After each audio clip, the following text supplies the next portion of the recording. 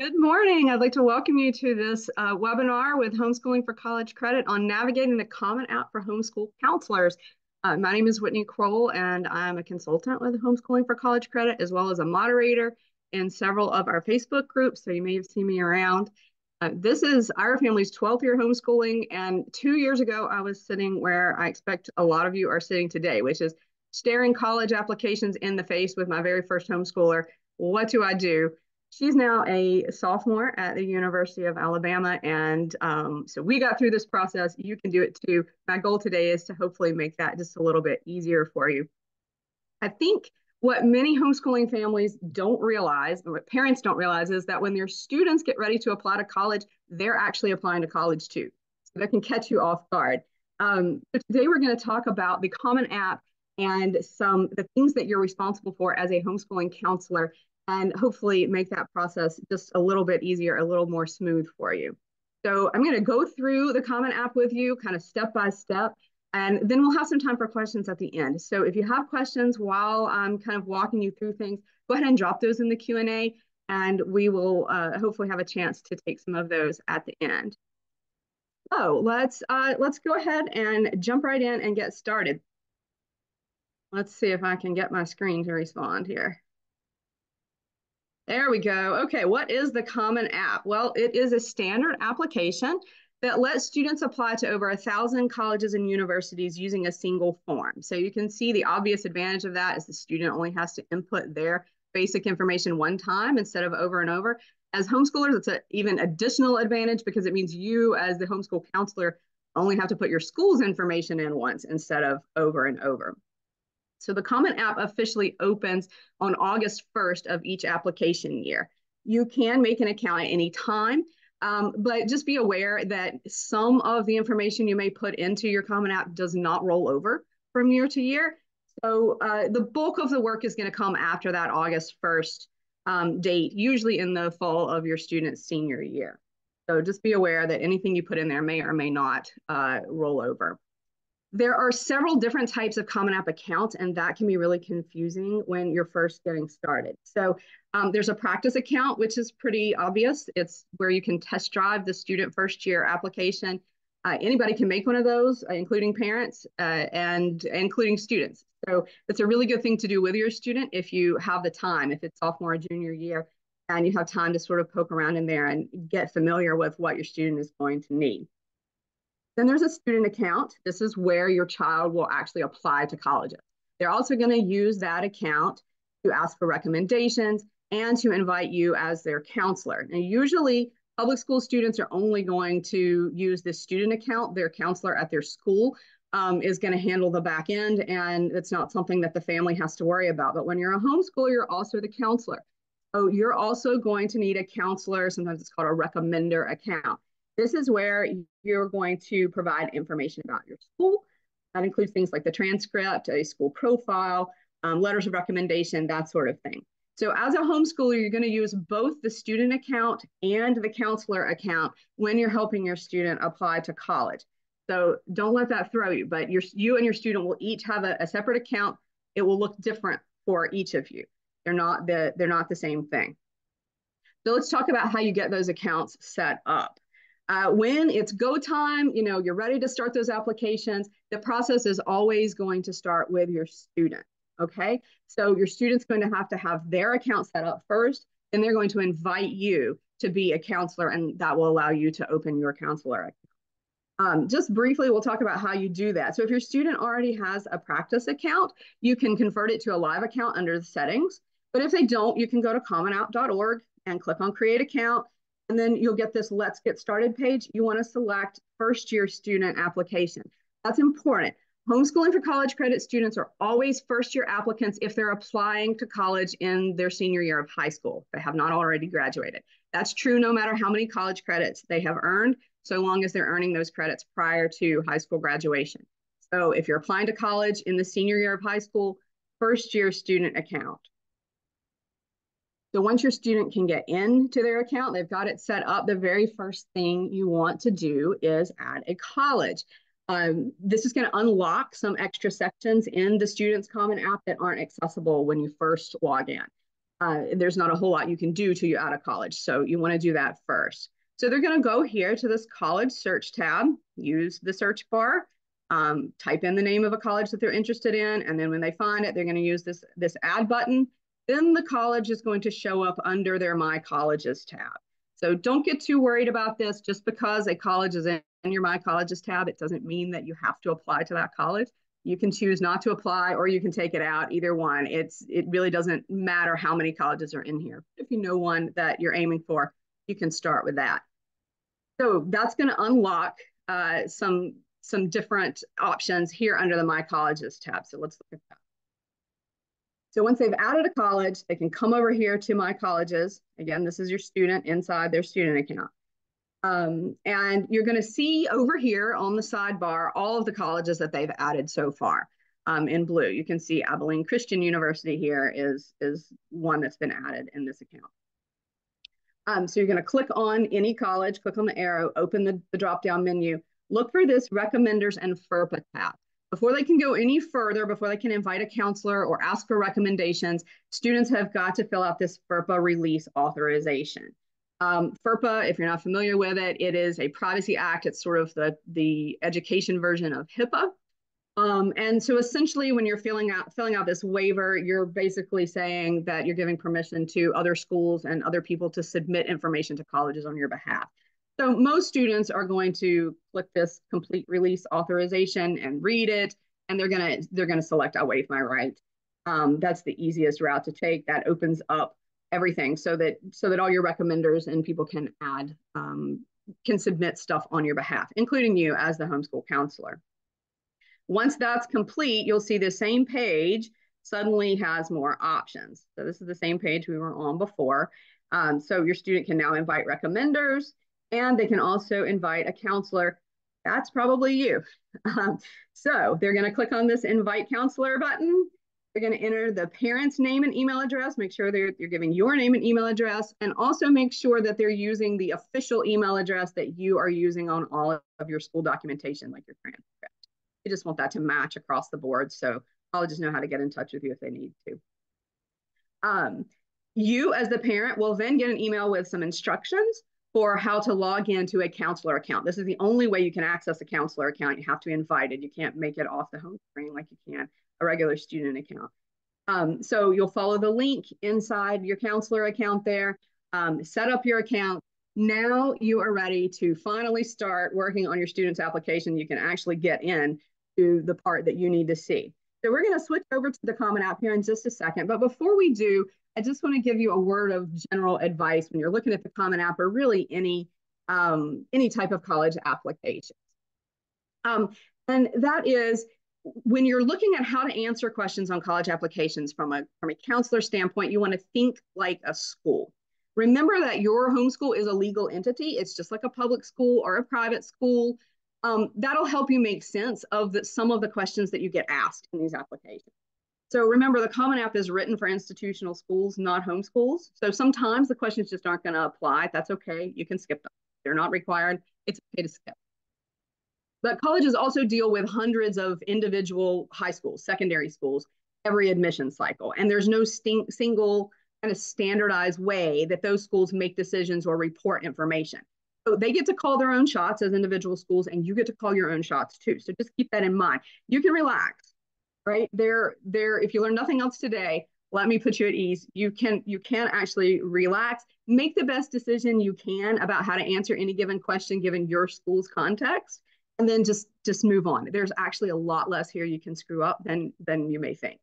Than you probably do think if you're new to the whole process. So try to relax, but do keep your ultimate goal in mind. Remember, what you want at the end of the day is to present your student and their educational experience in the most positive way you possibly can. So when you're thinking about whether to answer a question or how to answer a question, you want to think about whether that information will round out the picture of your school and your student and give good context. And if it will, it may be a good idea to provide that information even if it's optional.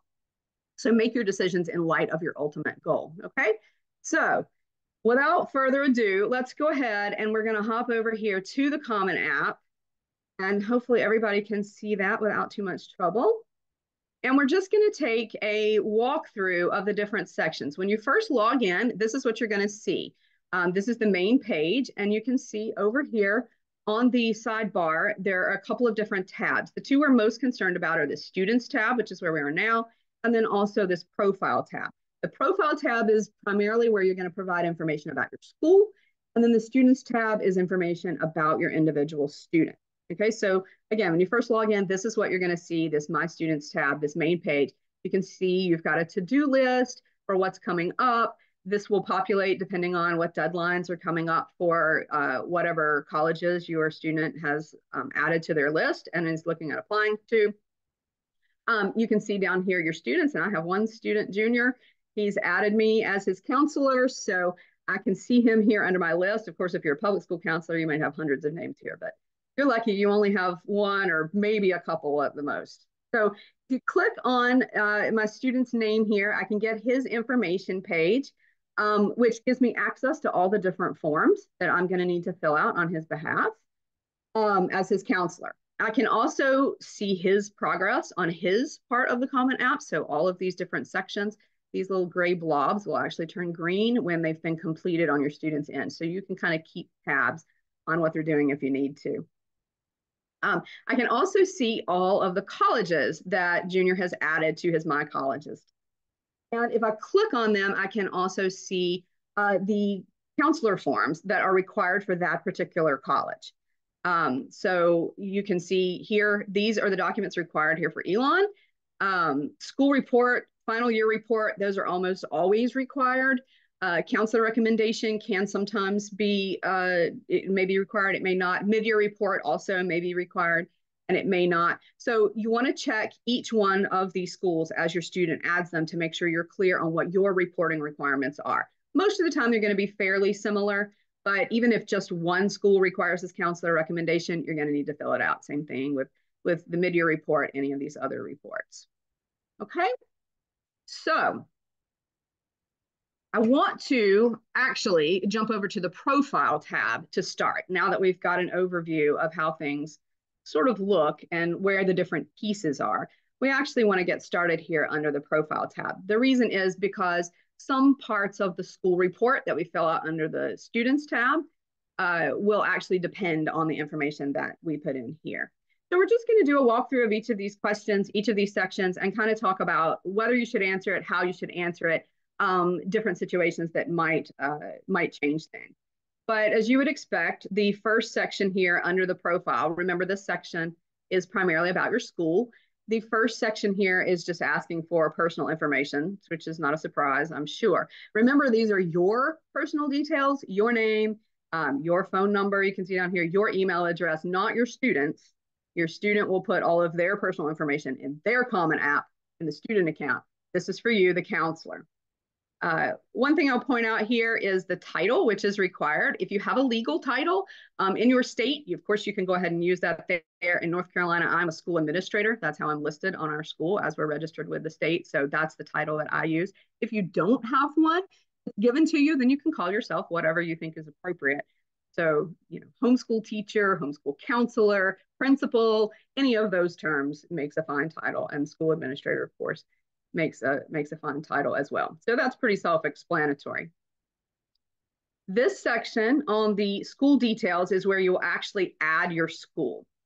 So my school's already in here, but if it wasn't, you would see a button that you could click on to find your school. I think it says school lookup. But either way, this is what you will get. And you can see that the Common App wants to direct you to search for your school. So it'll come up in this list because they assign each high school its own code. And they've already anticipated that homeschoolers are going to go, hey, what about us? we don't show up here. So let's take a look at what they say, because it can be a little bit confusing. And what they actually indicate is that the Common App lists many homeschool cooperatives. Well, if you've been in homeschooling for any length of time, you know that that term co-op is sort of loaded. It means a lot of different things to different people, depending on where you live. For example, here in North Carolina, we have co-ops all the time. People are involved in them. They really don't have anything to do with our legal school most of the time. The school is a legal entity separately, and we're not going to involve our co-ops when we apply to college. If you live in a state where maybe you have an umbrella school or a charter school, there may be situations where you would need to list that school instead of choosing homeschool. So you might want to talk to your organization about that if you're not sure. Generally speaking, if you are the one who's going to issue the student's diploma, then what you want to do here is search for homeschooled. And that will pop up in the list, and you can select that, and it'll prompt you to put in your address, which of course would just be your home address. So for most of us, that's going to be the choice. But if you're unsure, definitely talk to your oversight organization. And you'll see that it pops up here, and the code for homeschoolers is always the same. So now that you've got your school entered, if you have a website, of course, you can drop that in there, but most of us probably don't. This question here deals with the impact of COVID and of natural disasters on schools. So if your family has been gravely impacted by either COVID-19 or a natural disaster, say maybe you lost your home in a fire or a flood, something like that, that really impacted your school, then you can explain that situation to colleges here. For most of us, that's not going to be something we fill out because, for most of us, our COVID story is something like, oh, things were closed and it was hard. That's not really something colleges, they know that already. So you don't need to tell them. This is for pretty dire situations. But if you have that type of situation, especially if it greatly impacted what you were able to do for homeschooling for a significant period of time, then you probably want to let colleges know about that. Okay. So this next section is the school profile. And you'll notice that right up here at the top, there is an upload button. So most public and private schools actually have a document known as a school profile that they will provide here.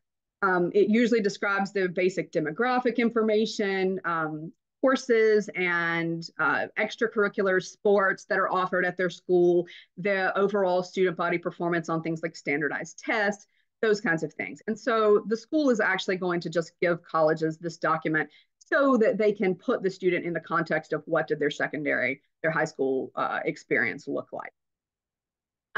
Some homeschoolers actually also choose to make a school profile document. For us, it's a little bit different because we don't have all those stats to report. So we usually will talk about things like our educational philosophy, curriculum choices, maybe educational providers that we have used. And when we get over here to the school report and the students tab, there are actually some questions that deal with those sorts of things. And so if you choose to address them in a separate document, then you can go ahead and upload that here. But you can also just address them inside the Common App itself. That's fine too. It's your choice, but this is where you would put that if you decided to do it. Okay, approximately when are mid-year grades typically available? So you can see. Some colleges will require that mid-year report. If you're going to have grades available in the middle of the year, for example, if you're on a semester system, then you can let them know approximately when you expect to be able to have that report ready. Usually mid-year grades are going to be available sometime mid to late January, early February at the latest. So this is just an approximation, but you can give them an idea of what to expect. The graduating class size, usually going to be 1 for most of us. And then this next set of questions you'll see all say percentage of graduating class. And there's a lot of demographic questions that they're asking here. You just want to go ahead and right over all of that. That's not something that really applies to homeschoolers. We just don't have relevant information to give there. The school setting here is actually optional, but you might choose to answer it if the setting of your school, the area that you live in, is really important to what you're able to offer. So for example, if you live in a very isolated rural area and you don't have a lot of opportunities, you might want colleges to know that. Otherwise, you can leave it blank or you can choose to answer it. It won't make that much of a difference. Won't make any difference.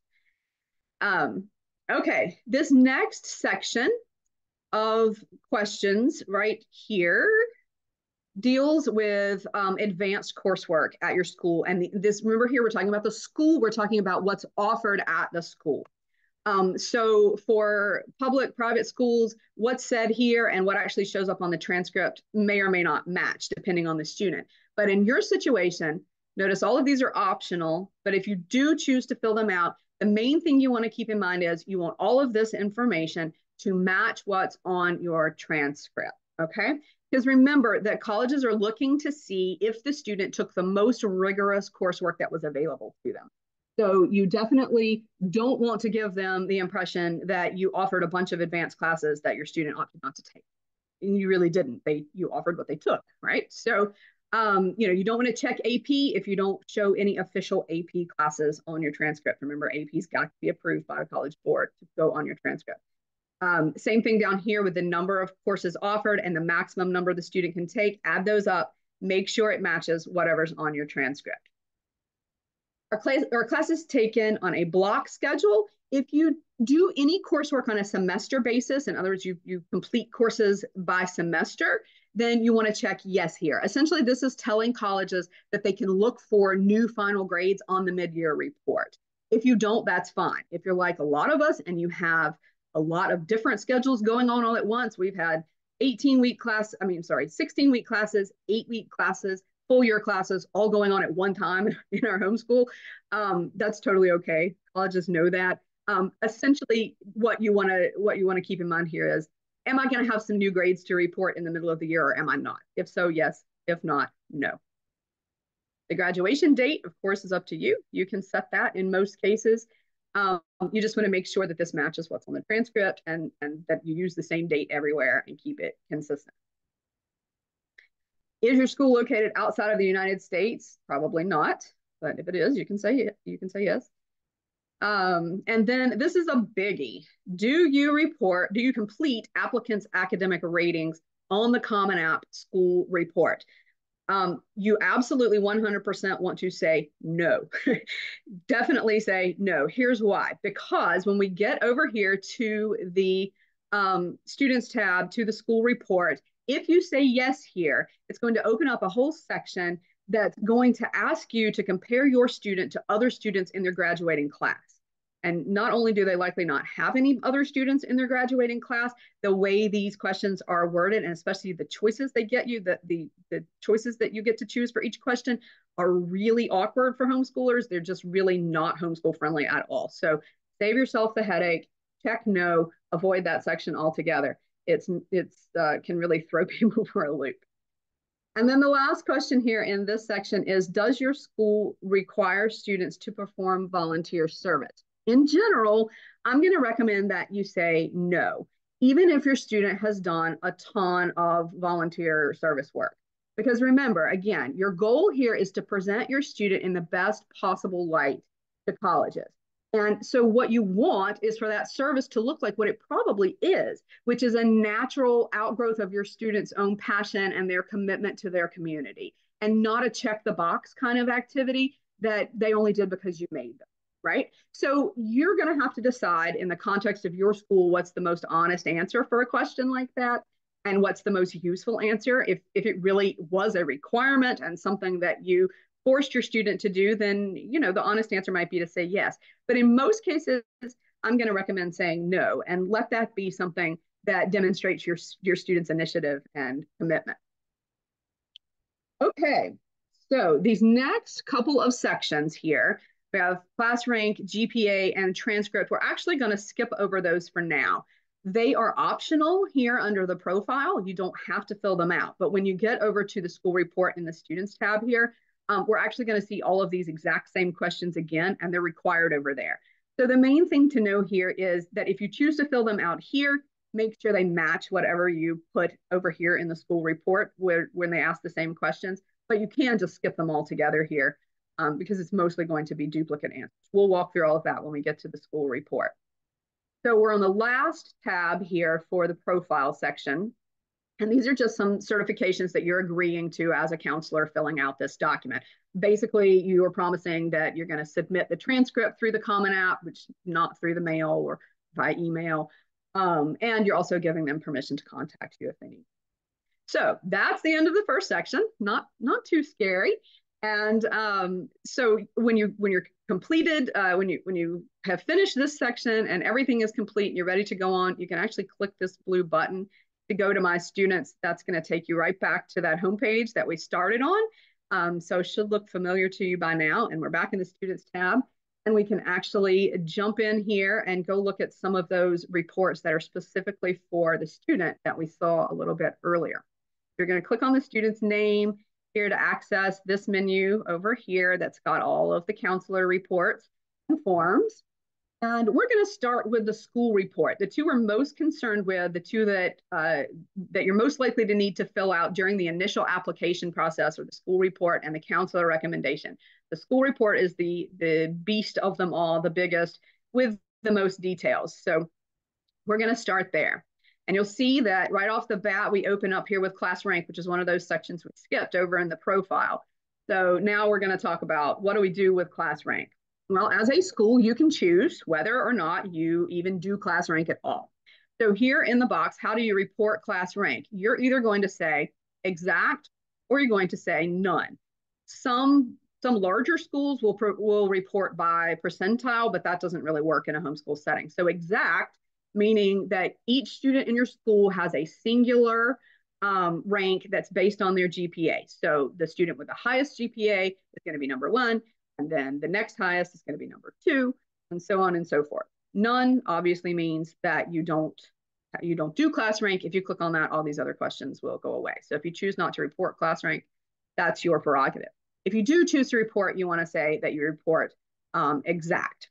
And if you say that, then you'll have to answer the rest of these questions. So they're obviously going to want to know your applicant's class rank, which is number one in most cases. How many students share that rank? Probably 0. Rank weighting, what they're asking here is whether the school uses a weighted or an unweighted GPA to determine class rank. In your situation, if you only have one student, it really doesn't matter. You can choose either one because the student's going to be number one in their class regardless. And then the from and ending date, we're going to see this a couple of times here in this school report. Essentially, they're asking what is the time period that you take into consideration when you award a class rank. For most schools, that's going to be the beginning of freshman year, beginning of 9th grade, to the end of senior year or your graduation date. And in most cases, those are the dates that you're going to put in when these blanks pop up, because typically schools are going to consider the entirety of your high school career when they're giving things like class rank, GPA, those sorts of things. Okay. The next section is on GPA. That's another one that we skipped under the profile that shows up there. If you want to put your answers in both places, you can do that. Most homeschoolers can and do report GPA. So you're most likely going to say yes, you should definitely have a GPA if at all possible. Your cumulative GPA, remember, this is your student's current GPA for all coursework that's been completed to date. In most cases, that's if you're applying to college in the fall of senior year, that's probably the end of junior year that your cumulative GPA goes through. Probably don't have grades for senior year yet, but you want to include all of those classes, not just say the GPA from last semester or last school year, but all of your courses are taken into account in the cumulative GPA. The GPA scale is almost always going to be 4. Even if you weight grades, you're still working off a 4.0 base scale. Okay, so sometimes this confuses people because when you start weighting grades, you're adding quality points to the grades, and so they think their scale is going up. It's not. The base scale stays the same. If you raise your scale, then you're going to negate that weight and take that away from your student. So a student who takes a lot of challenging coursework and does really well may very well have a GPA greater than 4.0, and that's fun. That's exactly what you want colleges to see. Again, we've got a from and ending date. You can either say beginning of freshman year to end of senior year, because that's your GPA will encompass all of that, or you can give the ending date as whatever the current GPA encompasses, which may be the end of junior year. There's a couple of different ways to read that. So either one is acceptable. GPA weighting. So this is a personal decision. You can decide. Some homeschoolers weight, other homeschoolers do not weight, whichever seems right to you. Your school's passing mark. This is the lowest grade that a student can receive in a class and still pass. So 70 is a pretty common threshold, but you can do whatever seems right to you. And then the highest grade or GPA in the class, this is optional, but surprise, surprise, that's going to be your homeschooler's GPA. So you might as well throw it in there. Because what a coincidence. They've got the highest grade in their class. Okay. let's move right along. I want to make sure we get everything in. This curriculum section, remember, this is asking about the courses that are offered at your school, not about the particular materials you might have used. So this is about the overall scope and sequence of your school. So here, in comparison with other college preparatory students at your school, the applicant's course selection is, I always recommend that you say most demanding, okay? Because your student took the most demanding courses that were offered, because primarily you only offered what they took, right? You have the advantage of saying they took exactly what I offered. So they took the most demanding coursework, and you can't really compare them to other students if there aren't any other students. These last three questions, homeschoolers are always going to say no, because these deal with programs that are almost exclusively offered at institutional schools. So most likely your student is not involved in any of those programs. Okay, this is the one everybody's been waiting for. Here's the transcript section. And yes, this is where you will actually upload your student transcript. You can see the button right there. So first, I want to know how many official transcripts you can provide for this applicant. In most cases, you're going to say one, because homeschoolers can rarely provide official transcripts for schools that aren't their home school. But in a couple of cases, you may want to give a larger number. And all this will do is just give you extra upload buttons. So if you decided to write course descriptions, then you may want a second slot to upload course descriptions. If you are providing unofficial transcripts from either a public or private school, or perhaps from a college, if you did dual enrollment and you have an unofficial transcript that you want to provide to corroborate your high school transcript, then you can attach those here as well. Some colleges are going to require official transcripts from all schools attended, and in that case, you're going to need to go to each of those schools or colleges and request a transcript to be sent directly to the college you're applying to on your student's behalf. But you can give unofficial transcripts here if you'd like. You can either select additional slots and upload them separately, or you can stick with the one, combine them all into one file, say a PDF, and then just upload that. The Common App is actually going to combine them all into a single PDF when you upload everything. So either way is fine. Are current courses listed on the transcript? Yes. In most cases, you want to say yes. You want all coursework for 9th through 12th grade to show on your transcript, because colleges definitely want to know what applicants are doing in their senior year. If you make changes to your homeschooler schedule in the middle of the year, you can update your transcript at the mid-year report if you're applying to a college that accepts the mid-year report. Let's see, are college entrance exam scores included with or visible on the transcript? This is one that gets a lot of controversy, whether you should put your SAT, ACT, CLT scores on the transcript. Again, this is a personal decision you need to make based on your student's goals. If they're applying test optional, you may not want to voluntarily disclose test results. If they've got really great scores, you might want to make sure colleges take note, right? So this is a decision that you'll make based on whether or not those scores help or hurt your student in their application process. The transcript affirmation is important. You're agreeing here that you're actually going to upload a real transcript here in the upload button, and not say like a placeholder document or something like that. If you need or want to supply your transcript by an alternative means like email or mail, then you may want to look at going through the college's direct application instead of using the Common App. And then please indicate the most recent grades included on the transcript. For most of us, that's going to be your final junior year grades. That's probably the most recent semester or year that you have final grades for. But if you do happen to have them for part of senior year, you might say first quarter or first semester if you're applying later in the application season. And then lastly, I recommend this student enthusiastically. Of course, why would you not recommend this fabulous person with all the enthusiasm you can muster? Because look what a great job you did. Okay. And so lastly, we come to this section, which is called homeschool, which, as you might guess, is exclusive for homeschoolers. And we're going to walk through this as well as the counselor recommendation, but I wanted to just say a little bit about both of those sections before we do. These are the most open-ended sections on the Counselor Common App.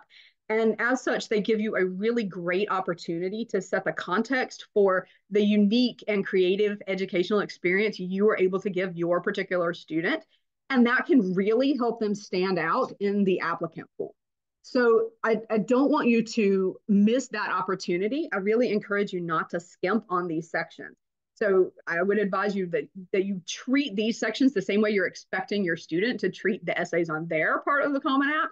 In other words, take some time to compose what you really want to say here, maybe outside of the Common App in a Word doc or on a legal pad, whatever your thing is, and really revise and edit it and get it to the point that it tells the story you want to tell in a concise and clear way for colleges to pick up on. Remember, colleges are looking to get to know the student as a real person and not just a set of stats. So much of this other stuff is just stats. This is a place you can help them really get to know who your child is and what their educational experience has been like. So embrace that, make the most of that opportunity, and use these spaces to show colleges something they're not already getting somewhere else in your students' application. And really take advantage of this opportunity. So you can see that the first two questions here are actually required. They've got this red asterisk, so they're required. And they deal with things like your educational philosophy, the reasons that you homeschool, and just generally, what does education look like in the context of your particular school? That's what colleges are trying to get to know from these two questions about grading and also about educational philosophy. Those are really personal questions, so it's not something that's easy for me to give good, blanket generic advice about. You'll have to think about your personal situation and what you think is most beneficial for colleges to know. But remember, the goal is to set the context for your school, because homeschools are really unique and different, and giving some additional information can help colleges get a more detailed and fuller picture, which hopefully helps avoid some of those negative stereotypes that we can still run into from time to time. But general advice for these types of questions: be positive. Don't spend a lot of time, trash talking your public schools, even if they really are terrible. Focus instead on the experience you were able to give your homeschooler and the opportunities they were able to have that they wouldn't have otherwise been able to have if they hadn't been part of your homeschool. But do remember that in these two questions, you're focusing on the school and the education, not so much on the individual student. That will come in the counselor's letter. So when you've got that all just like you want it, you can certainly copy and paste it or otherwise transfer it into these boxes. Or as we mentioned before, you notice that this is the same type of information that usually would go on a homeschool school profile document. So if you decided to go that route and make a school profile, then you can just refer colleges here, just say see school profile, and tell them to look at your school profile to get this information. The biggest advantage of having a separate school profile document is that you get more control. You get control over what you include and exactly how it looks and that sort of thing. So you're not confined to just text in these two little boxes. So that's my preferred route, but it is absolutely acceptable just to provide that information here in the boxes if that's easier for you or your preferred route. And then the last big open-ended question in this section is actually optional. It has to do with courses taken outside of your homeschool. So you can see they talk about distance learning, traditional school, college, which we cover dual enrollment, asking for some information about those types of courses. Dual enrollment courses are usually going to be noted on the transcript as dual enrollment. So you may not want to rehash any of that here, but classes that your student has taken online or maybe as with a public school or a private school may not be listed that way. So if you feel like the nature of those courses was such that it's beneficial for colleges to know what they actually looked like, if they were super rigorous or very unique, then you might want to give some information about those courses here. This is also the same type of information that you would include in course descriptions. So if you did course descriptions and uploaded them with your transcript, you can also just say see course descriptions and direct them there to get that information. You can also here disclose standardized test scores if you have them and you think they're beneficial to your students' application. So if you have CLEP or AP scores, things like that, that you don't want to submit official scores for yet, but you want colleges to be aware that your student did really well on those tests, this would be the place to tell them that. And then there's one last little baby question down here. Don't miss it. It sort of hides. Are you a member of a homeschoolers association? Generally speaking, if you're part of a program that will provide the diploma to your student, then you're going to say yes. Not, then you're probably going to say no. And when you've finished this entire school report section, and you're all done with it, you're ready to go, you can click review and submit, and you can get a preview of what you've got and then send it on over to your students' Common App. Progress does save, just so you know, as you're working, so you don't have to do all of this in one go. You can come in and out as you need to, and at any point you can look at a preview of all of your reporting. This is exactly what colleges will see, so you can check and make sure that it all flows like you want it to. There's no typos, that sort of thing. You can print a copy for your own records before you submit it, which is a good thing to do. But when you're ready, you'll click this review and submit. So that's a school report. It gets submitted. Then you need to check on the counselor recommendation, if that's required by any of your schools, and it most likely is required by some school if you're applying to more than just a small handful. So this section is asking for your evaluation of the student as a counselor, and how they stand out and what they have to offer a potential college community. And you've got a couple of short answer questions, and then you've got the opportunity to upload or to type a letter of recommendation. So this first question, how long have you known the student and in what context? Most of us are going to say something like 17 years, 18 years. I'm their parent and teacher, that kind of thing. I don't want you to shy away from indicating your relationship to the student. It really is an asset and not a liability. And it's not like they don't know anyway. Right? So it's totally okay to say, I've known them their whole life because they're my child, because that's the situation. And then what are the first words that come to your mind to describe this student? Might depend on how they've been behaving that day. But I'm sure you can come up with dozens of adjectives to describe your fantastic student. And you want to choose the ones that are, of course, positive and give the colleges the best picture of who this person really is. And then lastly, your recommendation, that of course is another place, like we talked about, another great opportunity to help your student shine, help colleges really get to know the student. Most counselors are going to format this as a letter of recommendation, which is addressed to the admissions officers. And that's probably the simplest thing to do. That's what most people will do, and that's fine. You have the option of, as I said, uploading a separate document here, or just typing your letter here in the box. But again, I would work on that outside the application, spend some time on it. Bring your tissues, because you're probably going to need them. It's the beginning of the end here for you and your homeschooling career with this student, and that can be a little bit emotionally difficult, but it is a really great experience to be able to sort of sum up your student and who they are. And it's a special experience a lot of parents don't get to have, and we do. So definitely embrace that. And once you've got it all like you want it and it's all ready to go, again, this review and submit button. When you click that, what's going to happen is actually your report will be uploaded. It'll be attached to your student's account. Your student's not going to be able to see it, but colleges will be able to see it, and they will go in and download any reports that they want, that they've chosen to use in their admissions process. And your student will actually be able to see when a college has downloaded their application. So you'll know that they've gotten it and that they're going to work on making their decision. So those are the major parts of your initial application. That's what usually the rush is about in the fall of senior year, when you're scrambling to get all of these things in. This is the bulk of it, but you're not quite finished even after you've submitted the application, even after your student has submitted their application. There's still a little work you have to do as a counselor. So I want to go over some of that just briefly. You'll see these other reports over here in the sidebar. We're actually going to hop back over here to the slides because I have broken it down there, and it'll be a little easier just to see it all at once, I think. Okay, so wait, you're not done yet. Even after you review and submit, you still got a little bit of work left to do. Okay, there's a couple of reports that you may need to file. And so you'll need to check the specific college requirements in order to see who wants what. But the nice thing about the Common App is if anybody wants it, you just upload that report. The colleges that want it will download it. The colleges that don't will not download it, and you only have to do it one time.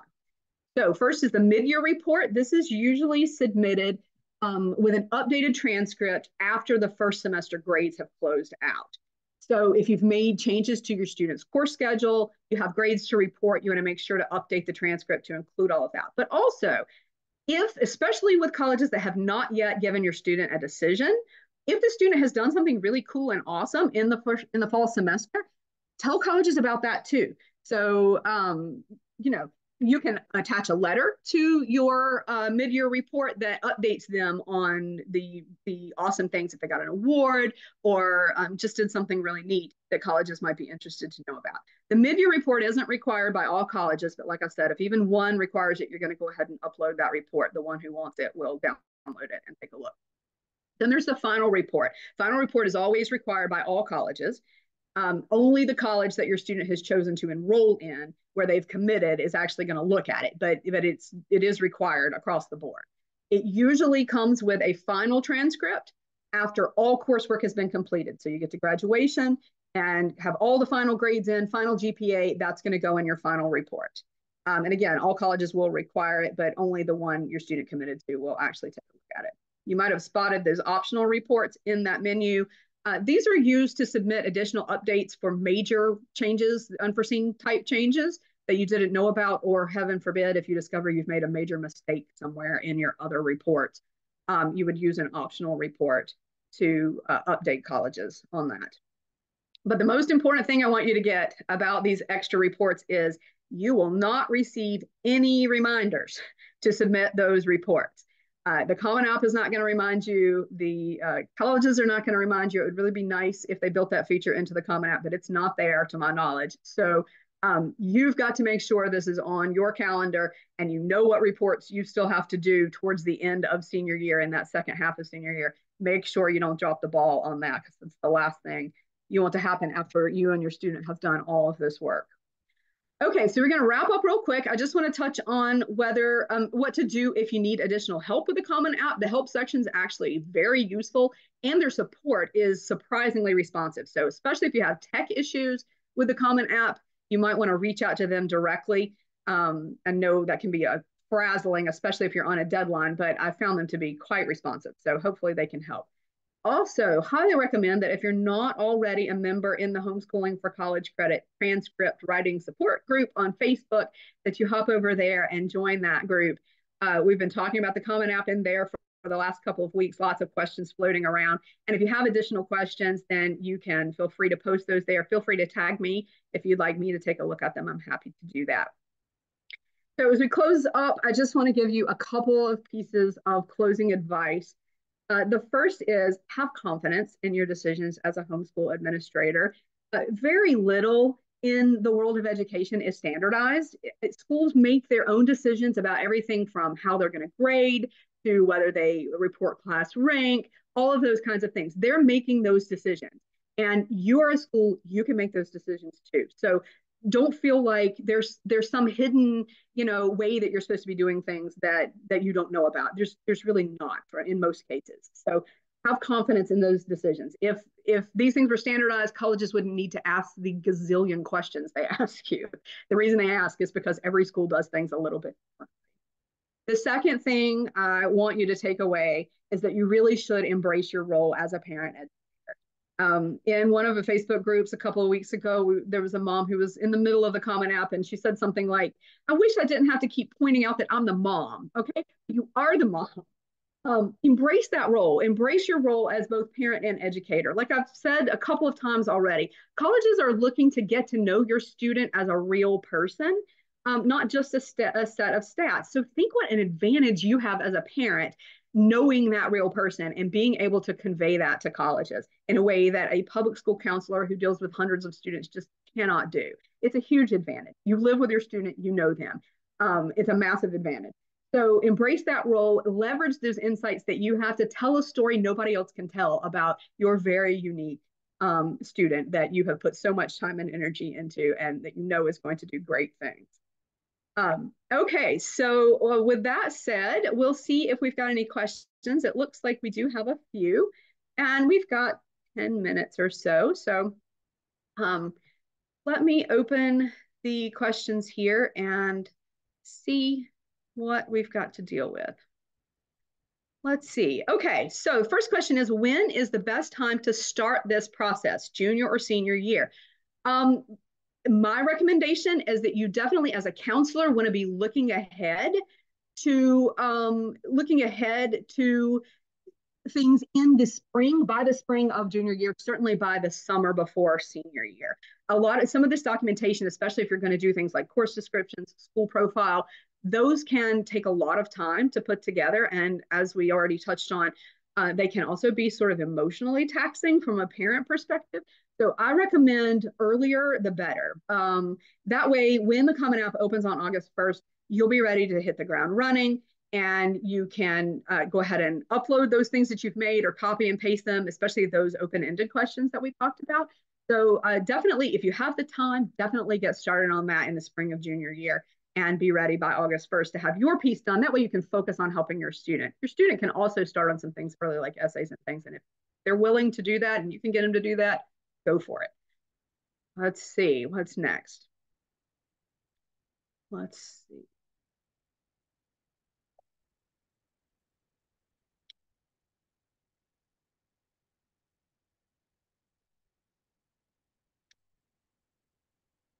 What date? Okay, let's see. What dates do we put if they took some dual enrollment in eighth grade that we were putting on the transcript? So the dates for the transcript, most of the time, those are going to be noted as pre-high school credits on your transcript. They probably should be. I would probably still go ahead and say beginning of ninth grade is covered by the transcript because again, most of the time you're going to footnote those early credits and let colleges know on the transcript that, hey, this was taken before. And a lot of people don't actually count those credits in in the GPA. So I probably still would say ninth grade. Again, this is the kind of thing that they're really just asking what you do.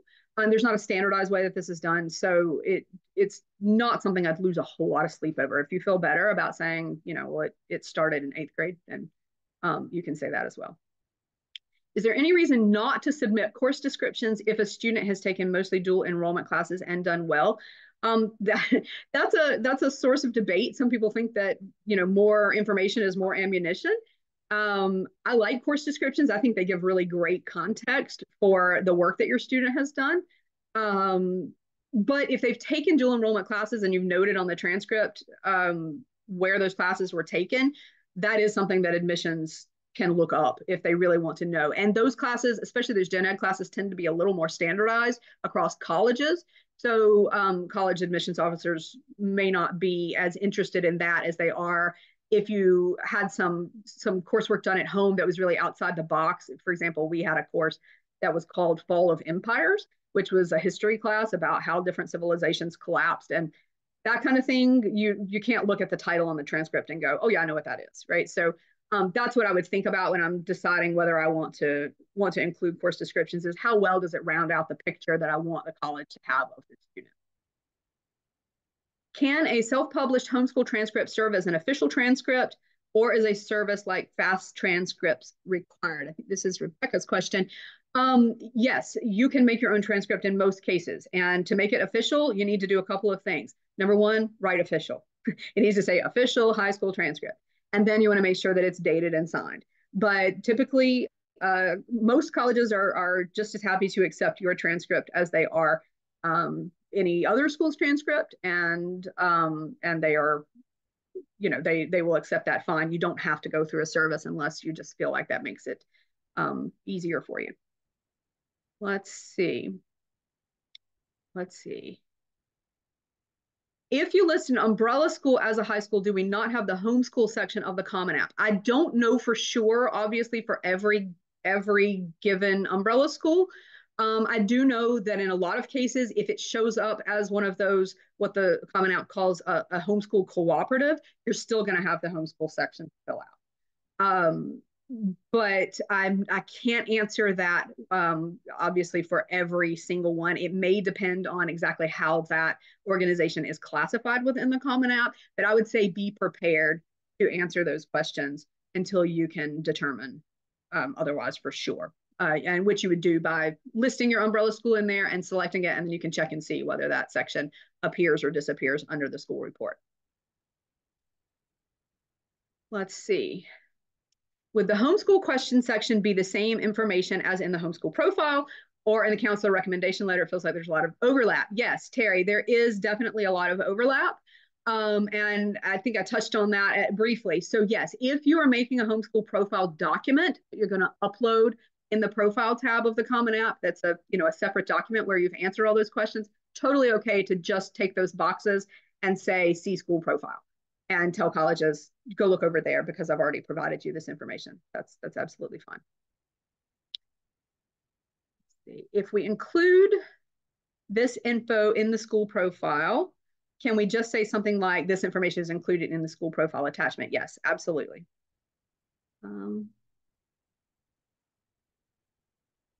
See, a couple of questions about school profile. I think I've touched on that. Okay, Jennifer says, can you go back and add ACT scores later if the student is retaking the test after submitting the Common App? You're not going to be able to make changes to the counselor report, to the counselor reports after you've submitted them. You can submit an optional report, but I would not do that. The easiest thing to do is, if you want the college to have those ACT scores after you've already submitted your documentation, is just to have them sent from the ACT. There is a cost associated with that. Some colleges are going to require that anyway. They're going to require an official report. Some colleges will allow you to self-report. So in some places, even if you put them in the Common App as a self-report, you're still going to have to provide that official score report from ACT. But if you've already submitted, it's most likely to be recognized by colleges and not overlooked, because you could file an optional report, but it would be easier just to have those sent directly from the ACT.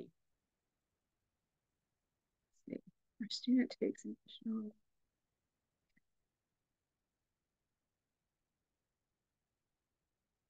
Okay, must the graduation date be the same on the transcript every year, just in case the student finishes early in a particular year? Okay, your graduation date is only going to be one date. That is the date your student absolutely finishes high school. That's the end of 12th grade. So you don't need to give specific dates typically on a transcript for each school year. Most people will just give the years. So we're coming into the 2024-2025 school year for most public schools. And that's fine on the transcript. You don't have to give specific dates, but the graduation date is a single day that is considered the date your homeschooler finished their high school career. So it might be the day you hold their ceremony. It might not. We actually made our daughter's birthday because it comes at the end of May. I thought that was nice. But so you'll only have one date there, not a date for every year.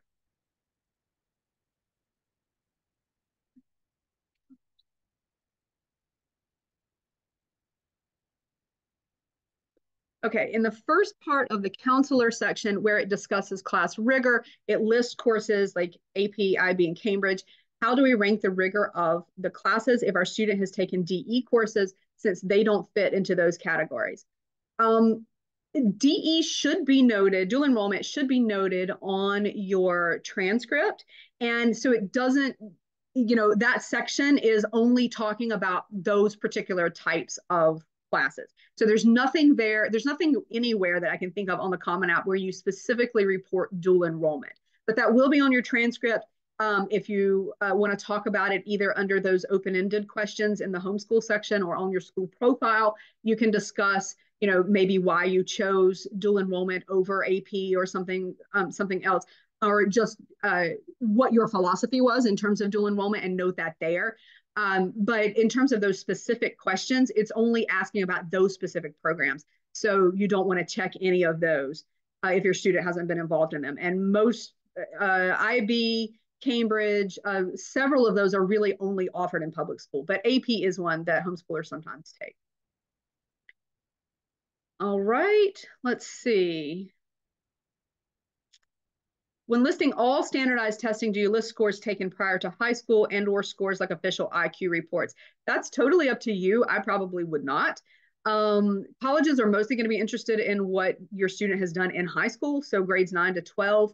And remember that question that includes the standardized testing, it is an optional question, so you can answer it however you see fit. But IQ scores and things like that, colleges are less likely to be interested in than things like ACT, SAT, I probably wouldn't even report if you do annual testing like the CAT test or the Iowa, things like that. I probably would not include those there. But if you feel like they really add something to your student's application, they're super high scores or something like that, then you certainly can report those there if you'd like. That's the beauty of it being open-ended. You can self-report anything.